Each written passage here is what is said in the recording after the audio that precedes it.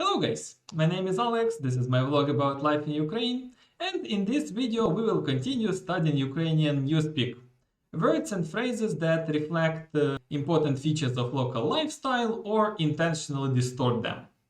The link to the first episode where I reviewed Ukrainian euphemisms is in the description below, and in this video we will look at some terminology related to money.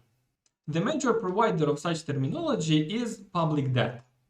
Public debt plays a huge role in the lives of ordinary Ukrainians. At least we spend a lot of money on it, even more than on borscht and vyshyvanka combined. Before the war, public debt was 45% of Ukrainians' GDP, and this percentage was constantly growing. So, as you can guess, calling things with their proper names in this case was not an option. So, gaining new debts in Ukraine is called assistance. For example, Ukraine received assistance from the IMF. It means we borrowed some more money from them. This term emphasizes that organizations that lend us money do so not for profit, but because of a great desire to help us. The payment of the public debt is called maintenance. I'm not sure if these phrases have the same connotations in English, so I'd better explain. In post-Soviet countries, paying debts, especially if it involves interest, is rather something bad. Because when you pay a debt, you have less money left over for yourself, and moreover, some other person gets profit at your expense. So it's like if someone exploits you. The word maintenance, on the other hand, is absolutely neutral and has nothing to do with losses or exploitation. The requests that the creditors make to refinance our public debt are called structural reforms. This phrase is as abstract as possible, nobody knows what it means, which allows local politicians and media discuss creditors' requests without revealing their contents.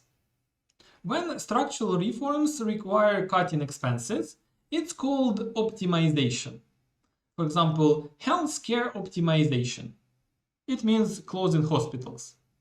It's just like with personal debt. If you take out a new loan from the bank, you have to pay the bank more money, which means you have to either increase your income or decrease your expenses. When a country takes a loan, it also sometimes has to decrease its expenses. The word optimization means making something optimal or just better. Thus, by saying healthcare optimization, the government emphasizes that it closes hospitals not to cut the expenses, but to make the remaining hospitals better. Speaking of money, we cannot help but mention people who have a lot of it, the oligarchs. Oligarchs are rich people who control media and political parties, which allows them to influence the lives of other citizens. In Ukraine, oligarchs are called by neutral words businessman or entrepreneur, to emphasize that there is no difference between them and the other people who work for themselves but don't affect the policy of the state. Despite the fact that local oligarchs also do some charity for improving their image and money other purposes, the word philanthropist hasn't been adopted in Ukraine. The following term existed before but became especially popular today due to inflation. It's price revision. In 100% of cases, it means price increase. But frequent price increases upset people.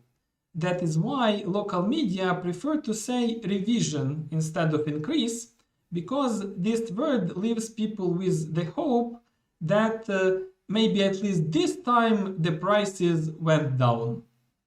The last term in this video is rather a cultural trait than an element of the Newspeak. It's the use of the word take instead of the word buy. For example, I took a new car. It means I bought one. This phrase is usually used in relation to some expensive goods, like gadgets or cars, in order to show off the speaker's wealth. Unlike the word buy, the word take doesn't imply payment for a product.